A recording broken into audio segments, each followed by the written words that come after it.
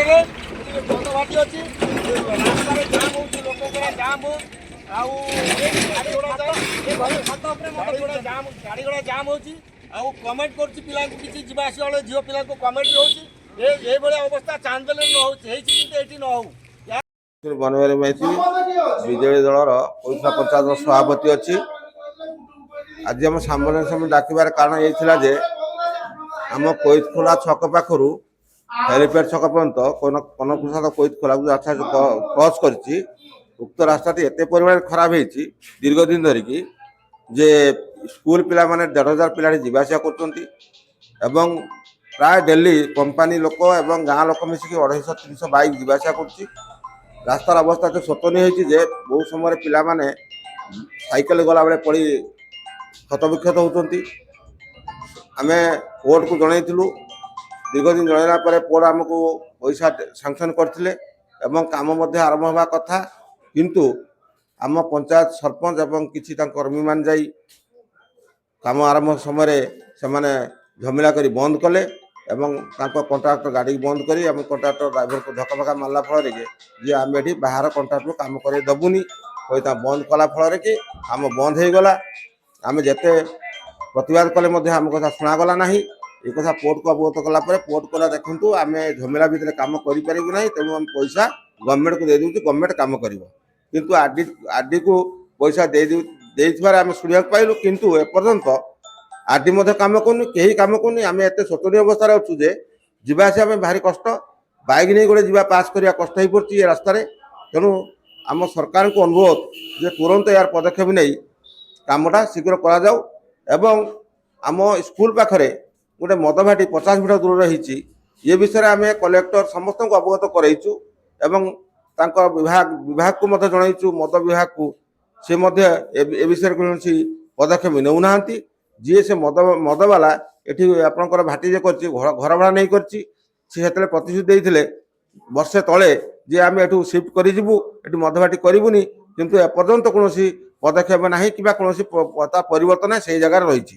ଯିଏକି ପିଲାମାନେ ଗଲାବେଳେ ଝିଅ ପିଲା ବହୁତ ଗଲାବେଳେ ସେମାନେ କମେଣ୍ଟ ମଧ୍ୟ ପାସ୍ ହେଉଛି, ମଦ ଖାଇକି ଲୋକମାନେ କମେଣ୍ଟ ପାସ୍ କରୁଛନ୍ତି, ବାଇକ୍ ସବୁ ରାସ୍ତା ଉପରେ ରଖିଦେଉଛି। ଏ ବହୁ କିଛି ଅସୁବିଧାର ସମ୍ମୁଖୀନ ହେବାକୁ ପଡ଼ୁଛି ଅଞ୍ଚଳବାସୀକୁ। ତେଣୁ ଏହାକୁ ତୁରନ୍ତ ପଦକ୍ଷେପ ନିଅନ୍ତୁ କଲେକ୍ଟର ମହାଶୟ ଏବଂ ସରକାର, ଯେ ଏର ସୁସମାଧାନ କଲେ ଆମ ଏ ଅଞ୍ଚଳବାସୀ ଆମେ ଚିର ଋଣୀ ହେଇ ରହିବୁ। ଆଗାମୀ ଦିନରେ ଯଦି କୌଣସି ସରକାର ଏବଂ ଜିଲ୍ଲାପାଳ ଯଦି ଆମ କଥାକୁ ନ ଶୁଣନ୍ତି ତାହେଲେ ଆମେ ଛୁଆ ପିଲା ଏବଂ ସ୍କୁଲ ପିଲା ନେଇକି ରାଜରାସ୍ତାରେ ବସିବୁ।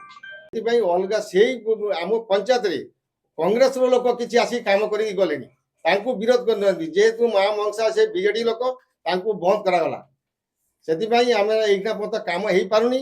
ଆର୍ଡିରେ ଆମେ ଏମଏଲଏକୁ କହିଥିଲୁ, ଜଣେଇଥିଲୁ, ସେ କହିଲେ ଆର୍ଡି ବାଲା ଏ 2 କିଲୋମିଟର କାମ କରିବେ, କିନ୍ତୁ ସେ କାମ ଆଜି ପର୍ଯ୍ୟନ୍ତ ହେଇପାରିଲା ନାହିଁ। ସ୍କୁଲ ପିଲା ଏଇଟା 3ଟା ସ୍କୁଲ ଅଛି, 2ଟା ହାଇସ୍କୁଲ, ଏକ ବିବେକାନନ୍ଦ ହାଇସ୍କୁଲ, ଜିଏନ୍ ହାଇସ୍କୁଲ ଆଉ ସୁଖଚାନ୍ଦ ମାନା ନୋଡାଲ ସ୍କୁଲ, 1000 ପିଲା ଯିବା ଆସିବା ଏଇ ରାସ୍ତାରେ କରୁଛି। ମୁଁ ଭାବୁଛି ଭଦ୍ରକ ଡିଷ୍ଟ୍ରିକ୍ଟରେ ଏଇ ଟାଇପର ରାସ୍ତା କୋଉ ଜାଗାରେ ନାହିଁ, ଏତେ ଖରାପ ହେଇଛି। ଏଇ ରାସ୍ତାରେ ପୋର୍ଟ ତିଆରି ହେଇଛି, ଆଜି ପୋର୍ଟ ଯୋଉ ଛିଡା ହେଇଛି ଏଇ ରାସ୍ତାରେ ଛିଡା ହେଇଛି, ଆଉ ଡିଆରଟିଏ ନଥିଲା, ସେପଟେ ନଥିଲା, ଏଇ ରାସ୍ତାରେ ଯାଇଛି, କିନ୍ତୁ ସେ ରାସ୍ତା ଆଜି ପର୍ଯ୍ୟନ୍ତ କାମ ହେଇପାରୁନି। ଆମେ ଏମଏଲଏ କହିଲୁ, ଏଠି ସରପଞ୍ଚ କହିଲୁ, ସେ କହିଲେ ହଁ ସବୁ କରିବେ, କେହି କରୁନାହାନ୍ତି, ସେଥିପାଇଁ ଏମାନେ ବନ୍ଦ କରୁଛନ୍ତି। ତାପରେ ଆମର ଏଇ ହାଇସ୍କୁଲ ପାଖରେ ଗୋଟେ ମଦ ଭାଟି ଅଛି, 50 ମିଟର ବି ହବ ନାହିଁ, ସେ ଆମେ କଲେକ୍ଟରକୁ ଦେଲୁ, ଆଉ ଆଗରେ ୱାଇସି ଥିଲେ ତାଙ୍କୁ ଲେଖିଦେଲୁ। ପିଲାମାନେ ରାସ୍ତା ଅବରୋଧ କଲେ, କିଛି ଅସାମାଜିକ ଲୋକ ମଦୁଆ ଆସିକି ସେ ରାସ୍ତାରେ ବାଇକ୍ ଛିଡ଼ା କରିକି ସେମାନେ ଆମର ଝିଅ ପିଲା ଯେ ଯାଉଛି ସ୍କୁଲକୁ ତାକୁ କମେଣ୍ଟ ପାସ୍ କଲେନି। ଥରେ ଦିଥର ତାଙ୍କର ମଦ କାଉଣ୍ଟର ଆମେ ବନ୍ଦ କଲୁ, କିନ୍ତୁ ସେ ଜିନିଷଟା ଆଜି ପର୍ଯ୍ୟନ୍ତ କୌଣସି ପ୍ରକାର ବନ୍ଦ ହେଇପାରୁନାହିଁ। ସେଟା ବନ୍ଦ କରିବା ଦରକାର। ଆମେ ପ୍ରଶାସନକୁ ଅନୁରୋଧ କରୁଛୁ, କଲେକ୍ଟରଙ୍କୁ ଅନୁରୋଧ କରୁଛି, ଏ ଜିନିଷଟା ଏଟା ବନ୍ଦ କରିବା ଦରକାର କରେ। ଆଉ ବାକି ଆପଣଙ୍କର ଯେ ପଞ୍ଚାୟତର ଯୋଉ ସରପଞ୍ଚ କାମ କରୁଛନ୍ତି ଆମ ପଞ୍ଚାୟତରେ ଡେଭଲପମେଣ୍ଟ କାମର କୌଣସି ଫଳକ ନାହିଁ। ଆଉ ଯେ ଯୋଉଠି ପାରୁଛନ୍ତି କରିଦେଇକି ତାର ବିଲ୍ କେମିତି କ'ଣ ହେଉଛି ଆମେ ଜାଣିପାରୁନାହିଁ, ପବ୍ଲିକ ବି ଜାଣିପାରୁନି। ଏଇଗୁଡ଼ାକୁ ସବୁ ତଦନ୍ତ କରାଯାଉ। ଆମେ ବିଡିଓ ସାର୍ଙ୍କୁ କହୁଛୁ କିମ୍ବା ଯେଇ ଯୋଉ ଅଛନ୍ତି ସେ କହୁଛୁ, କଲେକ୍ଟର ସାର୍ଙ୍କୁ କହୁଛୁ, ଏଠୁ ତଦନ୍ତ କରାଯାଉ। ଆଉ ଏ ରାସ୍ତାର ଭଲ କାମ ହଉ। ଯଦି କାମ ନ ହୁଏ ଆମେ ରାଜରାସ୍ତା ବାସୁଦେବପୁର ଧାମରା ରାସ୍ତାରେ ଆମେ ବସିବୁ, ଆନ୍ଦୋଳନ କରିବୁ, ସେଠି ଲୋକଙ୍କୁ ନେଇକି ସ୍କୁଲଙ୍କ ପିଲାଙ୍କୁ ନେଇକି ବସିକି ବନ୍ଦ କରିବୁ।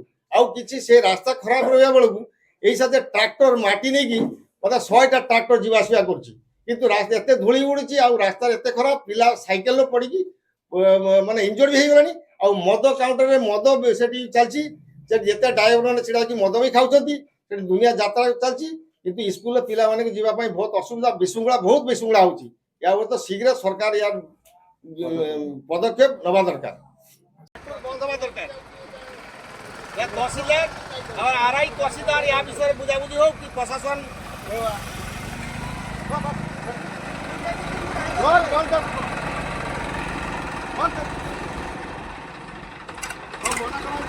बंद